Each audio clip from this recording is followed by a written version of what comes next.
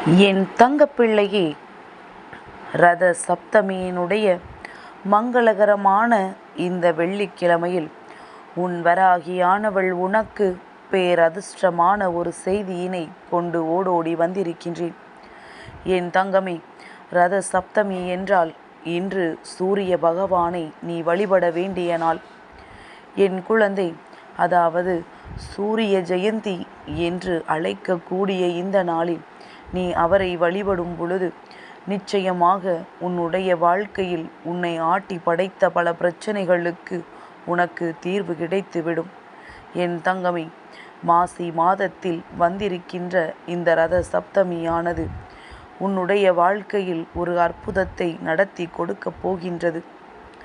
என் தங்கமே, சூரிய பகவான் தன்னுடைய ரதத்தினை வடகிழக்கு திசையை நோக்கி நகர்த்திய நாளாகும். இந்த நாளில் அவரை வழிபடும் பொழுது உன் மனதில் இருக்கின்ற அத்தனை விதமான குழப்பங்களும் அத்தனை விதமான கேள்விகளுக்கும் வாழ்க்கையில் செல்வ வளம் பெருகுவதற்கும் உடல் ஆரோக்கியம் பெறுவதற்கும் வீட்டில் உள்ள வரும் எல்லாம் ஒளிந்து போவதற்கும் இன்று அவரை வழிபட வேண்டும். என் தங்கமி, ராகு காலத்தை தவிர மற்ற நேரங்களில் அவரை வழிபடலாம். இன்று காலை 10:30 மணி முதல் 12 மணி வரை ராகு காலம் இருக்கின்றது. அந்த நேரத்தை தவிர்த்து மற்ற நேரத்தில் இன்று சூரிய பகவானை வழிபட்டு அவரினுடைய அருளை நீ பெற்று கொள்ள வேண்டும். என் குழந்தையே, வாழ்க்கை சில நல்ல விஷயங்களை உனக்கு திடீரென்று கொடுத்துவிடும். அந்த திடீர் திருப்பம் ஏற்படக்கூடிய நாள் இன்று இந்த மங்கள வெள்ளிக்கிழமையாக உன் வாழ்க்கையில் இருக்கும் என்றால் அதை ஏற்றுக்கொள்ள உனக்கு சந்தோஷம்தானே?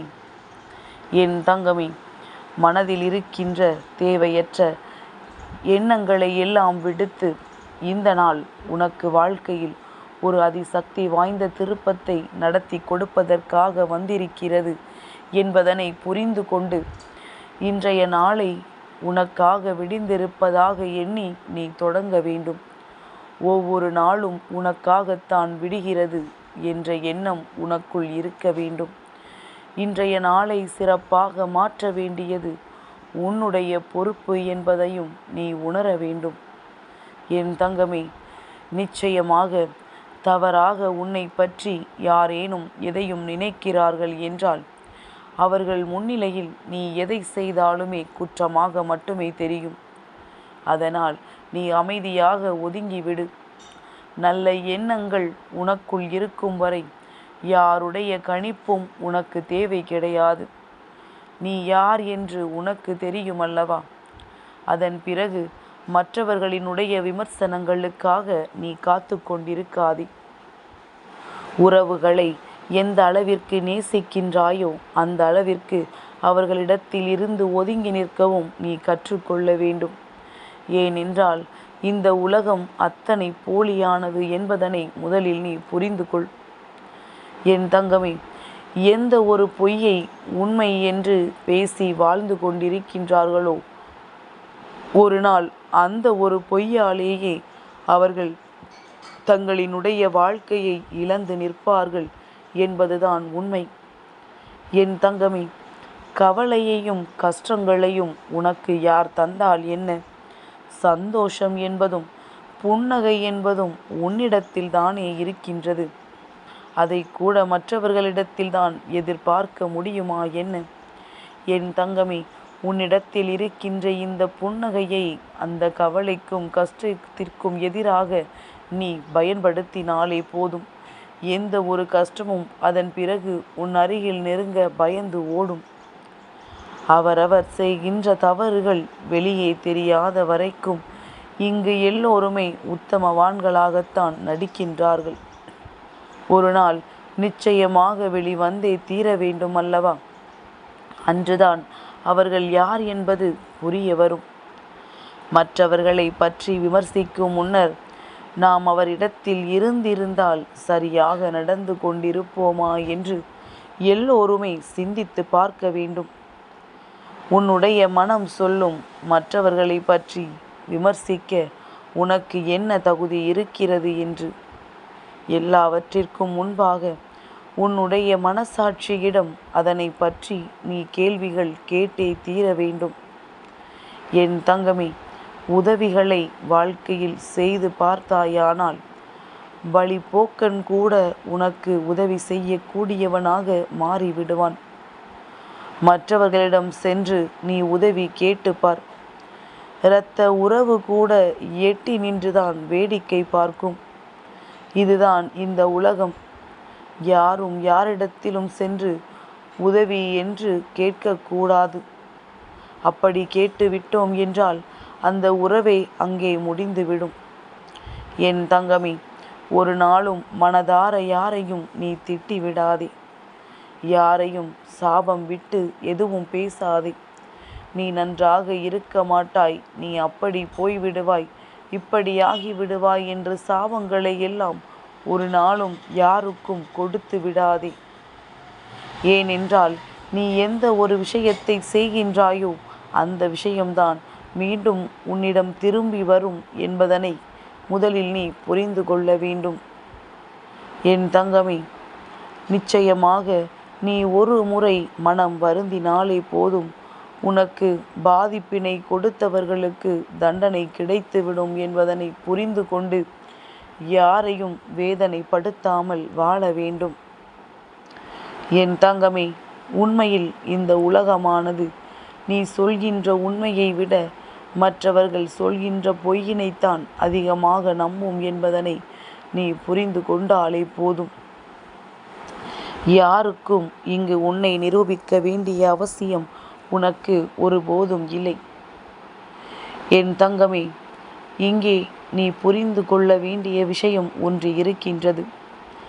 எல்லோரிடத்திலும் சிரித்து பேசலாம். ஆனால் மனதிற்கு யாரை பிடிக்கின்றதோ அவர்களிடத்தில் மட்டும்தான் அழுது பேச முடியும்.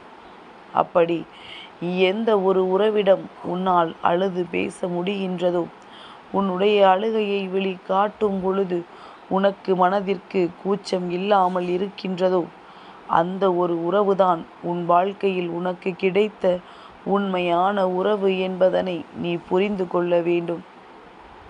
என் தங்கமே, யாரையும் நம்பி யாருக்காகவும் நீ இங்கு யாரையும் பகைத்து கொள்ளாதே. ஏன் தெரியுமா?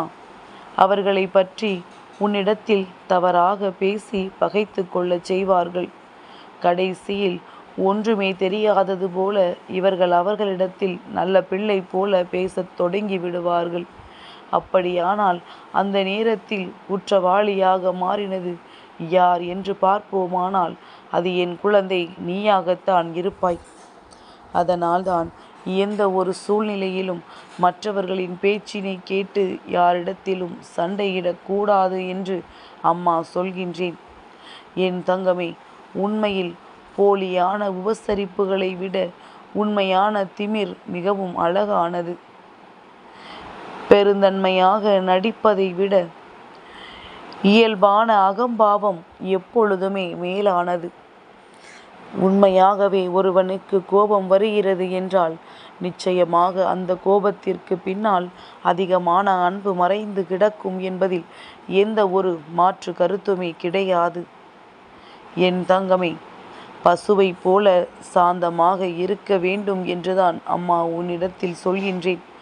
ஆனால் நீ நரிகளுக்கு மத்தியில் வாழ்ந்து கொண்டிருக்கின்றாய் என்பதனை ஒரு பொழுதும் மறந்து விடாதே. என் தங்கமே, நிச்சயமாக உனக்கு புரியும். நாம் நரிகளுக்கு மத்தியில் இருக்கின்றோம். அதனால் சிங்கத்தை போலத்தான் எப்பொழுதும் கர்ஜனை செய்து கொண்டிருக்க வேண்டும். ஒரு நொடி அமைதியாக இருந்து விட்டாலும் நம்மை அவர்கள் இரையாக்கி விடுவார்கள் என்பதனை நீ புரிந்து கொள்ள வேண்டும். என் தங்கமே, எது வந்தாலும் பார்த்து கொள்ளலாம் என்று நீ எப்பொழுது முடிவெடுக்கின்றாயோ அந்த நேரத்திலேயே உனக்குள் தைரியம் வந்துவிட்டது என்பதனை நீ புரிந்து கொள்ள வேண்டும். என் தங்கமே, இல்லாத பொழுது தேடல் அதிகமாக இருக்கின்ற பொழுது அலட்சியமாக இருக்கின்றது.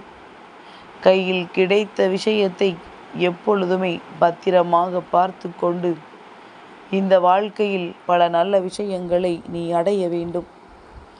என் தங்கப்பிள்ளைக்கு இந்த வராகி அம்மாவினுடைய ஆசீர்வாதங்கள் எப்பொழுதும் உண்டு.